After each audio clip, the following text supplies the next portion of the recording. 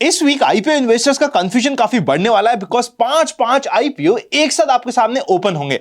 आज के इस वीडियो में हम डिटेल में डिस्कस करने वाले हैं आईकेएस लिमिटेड के बारे में सारे इंपॉर्टेंट पॉइंटर्स, एक डिटेल रिव्यू और सारी की सारी इंफॉर्मेशन मिलने वाली है आपको इस आईपीओ के रिलेटेड। तो नए हो इस चैनल पे तो चैनल को अभी से ही सब्सक्राइब करके बेल आइकन क्लिक कर दीजिएगा बिकॉज काफी वीडियोस आपको बैक टू बैक इस वीक मिलने वाले हैं जो आपके लिए काफी इंपॉर्टेंट रहेंगे, कहीं कोई वीडियो आपसे मिस हो नहीं जाए।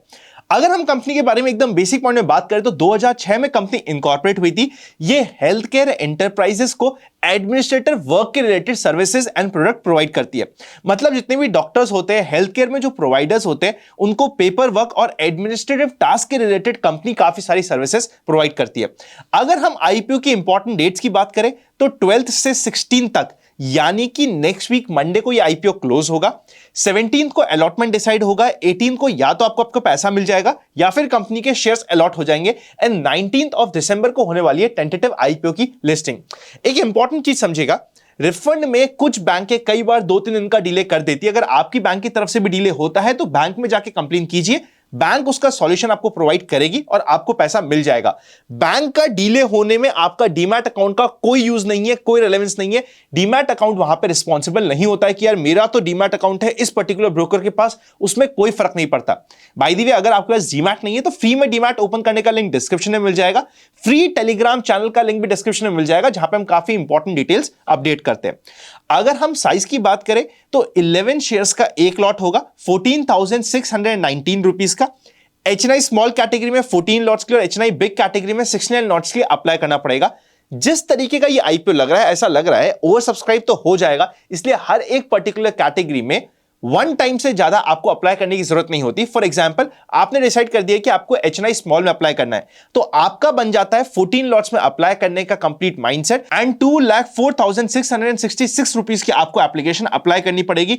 इससे ऊपर अप्लाई करने में कोई फायदा नहीं है। फॉर एग्जाम्पल, आप सोचो नहीं यार मैं तो 14 लॉट्स में, मैं तो 20 लॉट्स के लिए अप्लाई करूंगा, कोई फायदा नहीं है। आपका जो बेयर मिनिमम होता है वही कंसिडर करा जाएगा अगर कोई आईपीओ पर्टिकुलर कैटेगरी में ओवर सब्सक्राइब हो जाता है तो।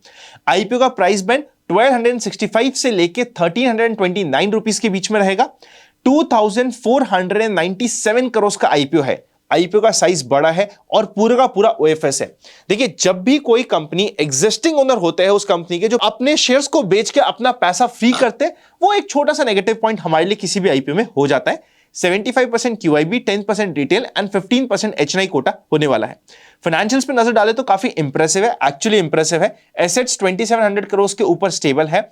रेवेन्यू की बात करें तो 2023 वर्सेस 2024 में 75% की ग्रोथ रेट थी। ऑब्वियसली बहुत अच्छी ग्रोथ रेट हो जाती है। इन दी सेम वे अगर हम चेकआउट करेंगे प्रॉफिट आफ्टर टैक्स को तो 21% की ग्रोथ रेट थी यहां पे भी। मतलब प्रॉफिट आफ्टर टैक्स और रेवेन्यूज दोनों ही कंपनी के अच्छी तरीके से ग्रो कर रहे हैं और काफी इंटरेस्टिंग फाइनेंशियल्स दिख रहे हैं। रिटर्न ऑन इक्विटी है 32% का, कैपिटल एम्प्लॉयड भी 32% का है, रिटर्न नेटवर्थ भी 32% के आसपास की है। ईपीएस आफ्टर दी आईपीओ हो जाएगा 24.31 का और पी रेशियो निकल के आता है 55 का। देखो, कंपनी एक अच्छी सर्विस प्रोवाइड कर रही है, मतलब इंटरेस्टिंग प्रोडक्ट प्रोवाइड कर रही है, एक अच्छी इंडस्ट्री में है, पर जो कंपनी डिमांड कर रही है वैल्यूएशन वो ऑन दी हायर साइड है। स्पेशली कीपिंग इन माइंड कि पूरा का पूरा आईपीओ ओएफएस होने वाला है जहां पे एग्जिस्टिंग ओनर अपना माल बेच के जाएंगे। इस आईपीओ में काफी इंपॉर्टेंट होगा आपके लिए ये देखना कि एंकर बुक कैसे बन के आती है, प्लस सब्सक्रिप्शन कितना आता है। बिकॉज इस आईपीओ से पहले कुछ और भी आईपीओ है, प्लस इस आईपीओ के साथ भी बेटर आईपीओस भी है। देखिए, मैं नाम किसी का नहीं ले रहा, कोई रैंकिंग नहीं दे रहा, पर इससे बेटर आईपीओ भी अवेलेबल है और साथ में भी काफी आईपीओस है। इसीलिए सब्सक्रिप्शन का रिस्पांस कैसा आता है उस पर काफी कुछ डिपेंड करेगा कि यहां पे कितनी रिस्क बच जाती है एट द लिस्टिंग। अगर अभी का माइंडसेट बताया जाए तो रफली लग रहा है कि 15% के आसपास के लिस्टिंग की एक्सपेक्टेशंस आज के माइंडसेट में बन रही है, पर अगर प्राइस थोड़ा सा अच्छा होता तो ये एक बंपर आईपीओ हो सकता था। ग्रे मार्केट प्रीमियम के एज पर सोर्सेज बात करी जाए तो 275 रुपीस का प्राइस चल रहा है, मतलब 1325 रुपीस के अगेंस्ट में 275 रुपीस का जीएमपी चल रहा है। एक्सपेक्टेशंस है कि 1600 के आसपास की लिस्टिंग यहां पे हो सकती है। ये ग्रे मार्केट की एक्सपेक्टेशंस है। 20% का रफली ग्रे मार्केट प्रीमियम है। रिटेल कैटेगरी में 2300 रुपए का प्रॉफिट 2300 एंड एचएनआई कैटेगरी में 32,000 के प्रॉफिट की एक्सपेक्टेशंस बन रही है। अगर मैं इस आईपीओ के कुछ नेगेटिव पॉइंट्स की भी बात करूं तो सबसे पहला कुछ फेमा के रेगुलेटेड डेफिशिएंसीज कंप्लायंस में कंपनी के अगेंस्ट में पास्ट में पाई गई है, जो ऑब्वियसली शेयर होल्डर को भी बता दी गई थी और आपको भी पता होना चाहिए कि यहां पे फेमा के कंप्लायंस के इश्यूज पहले आ रखे हैं। जब भी कंप्लायंस इशू आता है वो एक कंपैरेटिवली एक रिस्की फैक्टर बन जाता है किसी भी कंपनी के लिए। कंपनी के अगेंस्ट में और कंपनी की सब्सिडरी के अगेंस्ट में, स्पेसिफिकली सब्सिडरी के अगेंस्ट में कुछ केसेस चल रहे हैं, लिटिगेशन पेंडिंग है और जो लिटिगेशन का साइज है इतना बड़ा नहीं है, पर यस लिटिगेशन पेंडिंग है जो आपको पता होना चाहिए। सारी इंफॉर्मेशन मैंने अभी आपकी स्क्रीन पे लगा दी है।